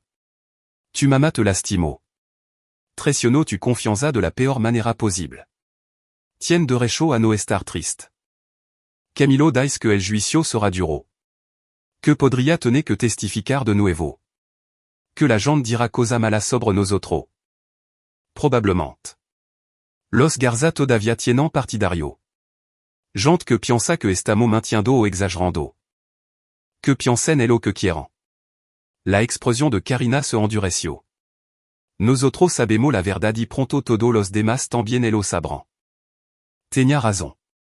El juicio sería difícil, pero tenían la verdad y la evidencia de su lado, y se tenían el uno al otro. Los Garza habían subestimado eso, la fuerza de un padre que haría cualquier cosa para proteger a su hijo y el courage de una nina que se negó a dejar ganar al mal. Ahora pagarían el precio por ese error. El juicio comenzó a final de febrero, 8 semanas después de la cena de Navidad que Elo había cambiado todo. La cobertura mediática fut intensa. Los noticieros lo cubrieron exhaustivamente. Los periódicos dedicaron portada entra. Las redes sociales explotaron con opinión. Camilo había reunido un equipo formidable. Junto con él, había traído a 2 asociados y un consultor de jurado. Habían pasado semanas preparando, realizando simulacro de juicio, anticipando cada argumento que la defensa pudiera presentar. El equipo de defensa era igualmente impresionante. A pesar de estar en la cárcel, Dolores y Ximena habían contratado a Dario Valdés, un legendario abogado defensor conocido por conseguir la absolución de clientes ricos de cargos imposibles. Tenía unos 50 años, era carismático y tenía una lengua de plata. Vicente y Luisa tenían abogado separado. Los fiscales le habían ofrecido trato, testificar contra Dolores y Ximena a cambio de cargo reducido. Ambos se habían negado, leal hasta el final. La sélection del jurado tomó tredia. Claudio Curia padre, persona que se horrorizará ante la Heidi de danar a un nino. Dario Curia esceptico, persona que dudarán del testimonio de un nino y cuestionarán la narrativa de la conspiration. Terminaront con 12 jurado y cuatro supplante, una mezcla de antecedentes y edad, supuestamente imparcial. El juicio se abrió con la declaración de Claudio. Fut convincante, exponiendo la cronologia de los eventos, la evidencia, la conspiration. Mostró foto de Diego en el hospital. Describió como Karina había salvado la vida de su hermano. Este no es un caso complicado le dijo Claudio al jurado. Los acusados conspiraron para asesinar a un nino de 8 años por dinero del seguro. Lo planearon. Lo ejecutaron. Habrían tenido éxito si no fuera por la valentía de una nina de 2 años. Todo el demás es ruido. La apertura de Dario Valdés fut diferente. Pinto a la familia Bravo como inestable. Carlos como paranoico. Karina como una nina con problema buscando atención. Dolores Garza cometió un error terrible admitió Dario. E humana. Se olvidó de la alergia de su nieto en el caos de preparar la cena de Navidad. Cuando se dio cuenta de lo que había pasado, se horrorizó, al igual que toda la familia. Se congelaron en shock, incapaz de procesar lo que estaba sucediendo. Eso es naturaleza humana, no conspiración. Sugirió que todo el complot de asesinato era una invención. Que Carlos había entrenado a Karina para mentir, que la evidencia fut fabricada o malinterpretada. La fiscalía quiere que crean que una abuela, una mujer que nunca ha tenido problema con la ley, que ha donado milón a la caridad, que ha sido un pilar de su comunidad durante décadas, de repente decidió asesinar a su propio nieto. ¿Tiene sentido? ¿O es más probable que un padre paranoico viera malicia donde solo hubo tragedia? Fut efectivo. Carlos vio a alguno jurado asintiendo. La primera semana del juicio se centró en establecer los hechos de la cena de Navidad. La fiscalía llamó al médico que trató a Diego, quien testificó sobre la gravedad de la reacción. Llamaron a vecinos que escucharon la conmoción. Presentaron los registros del hospital. Luego vino el testimonio emocional. Carlos subió al estrado, describiendo lo que había visto y sentido esa noche, Ximena sustentando el brazo, la familia mirando, el terror de ver a su hijo asfixiarse. El contrainterrogatorio de Dario fut brutal. Sir Bravo, ha descrito a su esposa restringiéndolo físicamente. Puede mostrar al jurado estos morotón que afirma que él ha dejo? Han sanado. Han pasado 2 meses. Entonces no tiene evidencia física de esta restricción? No pero. Y afirma que la SRA. Garza dijo, déjà que se ahogue y se mura. Esa palabra exacta? Si. En una habitación con 20 personas, todas las que al nigan haber escuchado tal declaración. Están mintiendo para protegerse a sí mismo. O usted está mintiendo para atacarlo. Dario dijo que eso colgará en LR. Sir. Bravo, no es cierto que siempre ha resentido a la familia de su esposa? Que se sentía inferior a elo financieramente? No. No es cierto que intentó aislar a su esposa de su familia? Que le prohibió asistir a eventos familiar sin usted? Nunca le prohibí nada. Pero lo hizo difícil. Criticó a su padre. Se negó a dejar que su hijo pasara tiempo con su abuelo sin supervision porque estaba protegiéndolo. ¿De qué? ¿De una abuela amorosa que cometió un error con una galta? Objeción. Argumentativo dijo Camilo. Al lugar dijo la jueza Gómez. Pero el dano estaba hecho. Dario había sembrado la duda. Tal vez Carlos era solo un esposo controlador convirtiendo una tragedia en una conspiración. El punto de inflexión llegó cuando Karina testificó. Subió al estrado con un vestido azul sencillo. Luciendo imposiblemente joven. Claudio la manejó con delicadeza, guiándola a través de lo que había observado y hecho. Karina describió cómo siguió a su madre, cómo plantó el dispositivo de grabación, cómo documentó la aventura. Explicó por qué había sospechado y cómo había reunido prueba. Sabía que algo andaba mal dijo claramente. Los adultos seguian diciendo que estaba siendo paranoica, pero confié en mi instinto. Y tenía razón. ¿Sabía su padre que estaba reuniendo esta evidencia? No, Eloís por mi cuenta. ¿Por qué? Porque amo a mi familia, la verdadera, papá y Diego. Tenía que protegerlo. Fut un testimonio poderoso. Pero luego vino el contrainterrogatorio de Dario Valdés. Comenzo suave, quasi amigable. Karina, ama mucho a tu padre, no? Si. Haría cualquier cosa para protegerlo? Si. Incluso mentir? Los ojos de Karina brillaron. No estoy mintiendo. Pero mentiría si pensara que eso protegería a tu padre, no es así? Si pensara que estaba en problema. No necesito mentir. Estoy diciendo la verdad. Hablemos de este dispositivo de grabación que plantaste. ¿De dónde lo sacaste? Ce lo pedí prestado a un amigo. Un amigo cuyo padre es investigador privado. ¿El padre de ese amigo te ayudó a plantarlo? No, lo hice yo misma. ¿En serio? Una niña de 2 años plantó con éxito un dispositivo de grabación de grado profesional sin ayuda? Eso es bastante impresionante. Sois buena con la tecnología. O alguien te ayudó. Alguien que quería reunir prueba contra la familia Garza. Alguien como tu padre. Mi padre no lo sabía. Eso dice. Pero no es conveniente que casualmente plantara este dispositivo justo antes de la cena de Navidad? Que estuviera en el lugar exacto en el momento exacto para salvar a tu hermano? Las manos de Karina se cerraron en puño. Lo salvé porque alguien tenía que hacerlo. Porque todo usted iban a dejarlo morir. Todo nosotros. Yo no estaba allí, Karina, pero tu abuela sí. Tu madre sí. Tu tío. Una habitación llena de gente. Y está diciendo que todo conspiraron para asesinar a un niño? ¿No suena eso un poco fantasioso? Es lo que pasó. O es lo que te dijeron que dijera. Objeción. Camilo estaba de pie. El abogado está acosando al testigo. Retirada. Dario le sonrió a Karina. Una pregunta más. Esta grabación que hiciste. ¿Tiene el dispositivo original? Karina vaciló. No. ¿Qué le pasó? Yo. Lo perdí. Perdiste la pieza de evidencia más importante en este caso. Qué conveniente. No lo perdí.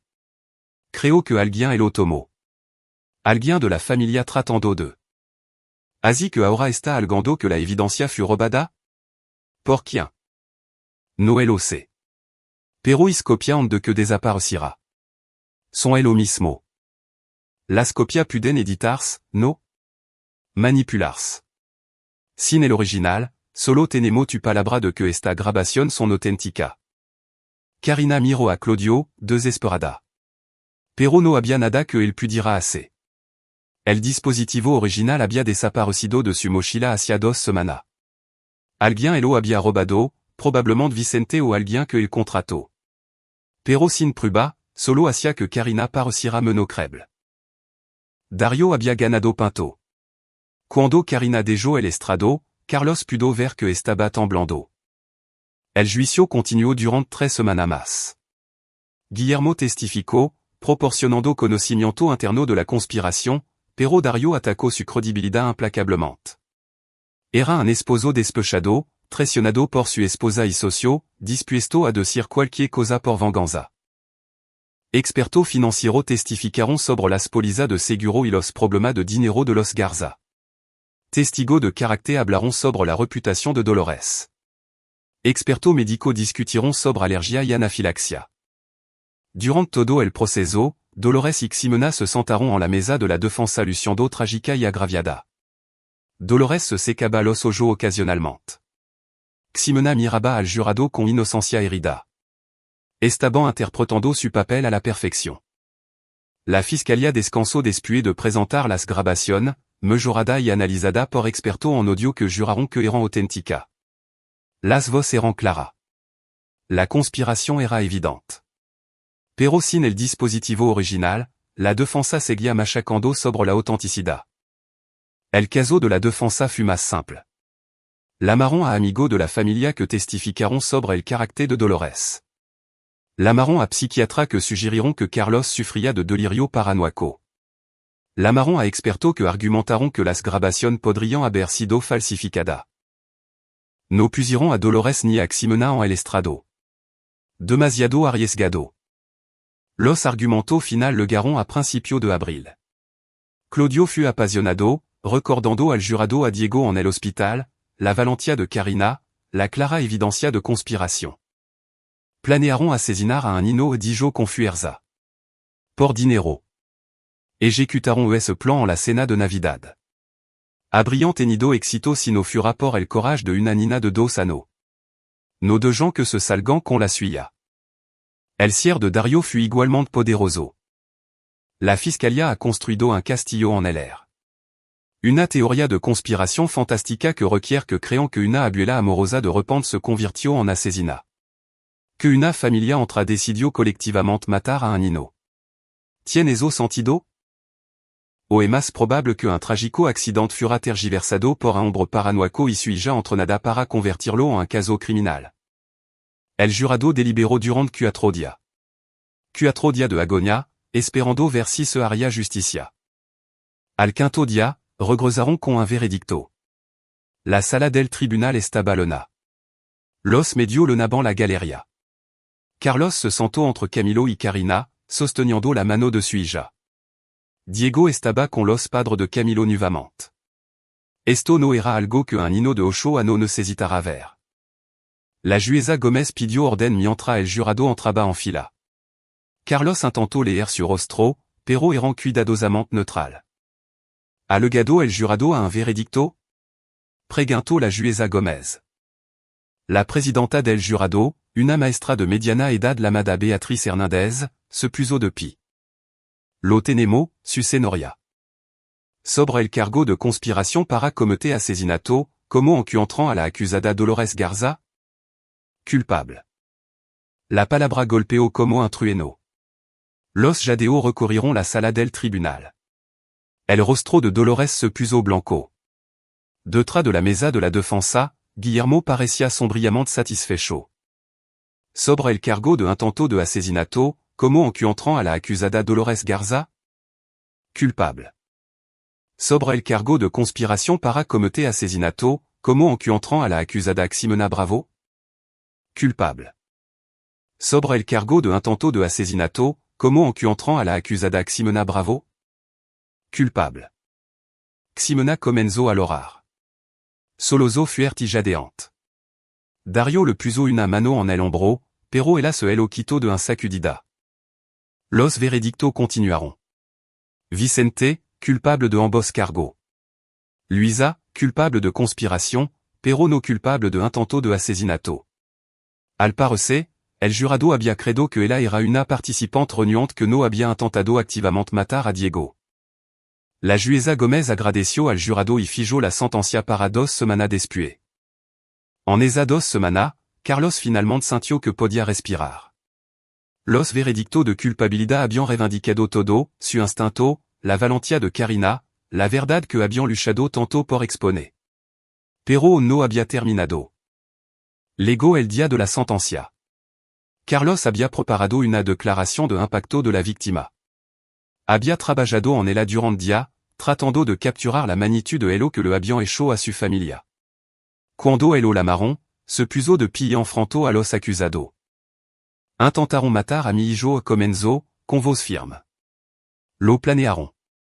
Lo ejecutaron. Lo vieron asfixiarse con sonrisa en su rostro. Y cuando eso falló, intentaron destruirnos de toda las otras formas que pudieron. Miró a Ximena. Fuiste mi esposa, la madre de mi hijo. Confié en ti con todo lo que tenía. Y traicionaste esa confianza de la manera más fundamental posible. Intentaste asesinar a nuestro hijo por dinero. Ximena no lo miró a los ojos. Se volvió hacia Dolores. Fingiste ser una abuela amorosa mientras planeaba matar a tu nieto. Usaste las reunión familiar como una oportunidad para el asesinato. Son reste a mihijo miantra planeaba sumuert. Dolores le devolvio la mirada, de sa fiante hasta el final. El dano que anecho va más allá de elo físico. Mihijo tien pesadilla. Mihija tien problema de confianza. Han aprendido que la familia puede ser la amenaza más peligrosa. Esu le gado. Miro a la Jueza Gómez. Esto pidiendo la sentencia máxima. Esta persona son un peligro para la sociedad. Intentaron cometer uno de los crimen más atroz imaginable. Nunca deberian ser libre para lastimar a nadie más. La Jueza Gómez escuchó todas las declaraciones de las víctimas. Hubo varia de maestro, vecino, familiar y amigo. Luego se dirigió a los acusado. E presidido mucho caso en mi carra, pero esto me perturba más que la mayoría. Conspiraron para asesinar a un niño, su propio nieto, su propio hijo. La traición de confianza aquí est quasi incompréhensible. Sentenció a Dolores a 35 años, a Ximena a 30 años, a Vicente a 25 años. Luisa, dado su papel menor, recibió 15 años. Con su edad y la posibilidad de libertad condicional, Dolores y Ximena probablement morirían en prisión. Vicente tendría más de 60 años cuando salirá. Luisa podría salir a los 50. Era justicia, tanto como el sistema legal podía proporcionar. Pero Carlos no estaba satisfecho. Todavía había una pieza más que pone en su lugar. Después de la sentencia, se reunió con Michelle Becerra, la agente federal que había trabajado en el ángulo de los delitos financieros. ¿Qué pasa con el caso de malversación? Preguntó Carlos. Elias Galardo va a juicio el próximo mes. Lo tenemos acorralado. Enfrenta de 10 a 15 años. Michelle sonrió con gravedad. Dolores el delato cuando se dio cuenta de que él no iba a pagar su fianza. No contó todo sobre su aventura y el dinero que robaron. Y Guillermo? Guillermo cumplió su trato. Hizo restitución a los inversionistas. Evitó cargo. La explosión de Michelle se agrió. No me encanta, pero no entregó a todos los demás. ¿Qué pasa con desarrolladora Garza? Quiebra. Lo más probable. Guillermo está tratando de salvar algo, pero sin el fondo fiduciario de Dolores, y con todos los costos legal, está acabado. Perfecto. El imperio Garza, construido sobre la arrogancia y la corrupción, se estaba desmoronando. En los meses siguientes, Carlos vio caer las piezas restantes. Desarrolladora Garza se declaró en quiebra. Las propiedades se vendieron en subasta. Guillermo se mudó a un departamento modesto en un vecindario menos elegante. Los amigos de la alta sociedad que habían testificado a favor de Dolores se distanciaron silenciosamente. Los clubs de campo revocaron las membresias. Las juntas de caridad quitaron el nombre Garza de los edificios. La muerte social fut casi más devastadora que las consecuencias legales. Mientras tanto, Carlos reconstruyó su vida. El y los niños se mudaron del hotel de regreso a la casa de ladrillo, que ahora se sentía como un hogar en lugar de un compromiso. Consiguieron un perro, un golden retriever llamado Justicia l'élection de Diego, quien ayudó a aliviar las pesadillas. Karina comenzó terapia. También Carlos. Trabajaron a través del trauma junto, aprendiendo a confiar de nuevo. Diego, resistant a la manera de los niños, pareció recuperarse más rápido. Entendió lo que había sucedido en términos simples, gente mala había intentado lastimarlo, pero su hermana y su papá lo habían protegido. Eso era suficiente. Camilo los visitaba regularmente, convirtiéndose en algo así como familia. Jacqueline Beltrán se quedó como consultora de seguridad, las amenazas habían terminado con los veredictos de culpabilidad. Una tarde final de verano, Carlos se sentó en los escalones de la entrada viendo a Karina y Diego jugar con Justicia en el pequeño jardín. El calor de la ciudad de México era opresivo, pero a los niños no les importaba. Su teléfono sonó. Un número desconocido. Hola, sœur. Bravo. Soy Beatriz Hernández. Fui la presidenta de su jurado. Carlos se enderezó. Era. Hernández, ¿qué puedo hacer por usted? Quería llamar y decir que le crémo, todos nosotros, des del primedia de testimonio. Suvo era emotiva. Vimo ello que intentaron assei curiamo que supira que Carina, suija. Fut la persona más valiente que he visto. La forma en que testificó, la forma en que se enfrentó a ese abogado. Es extraordinaria.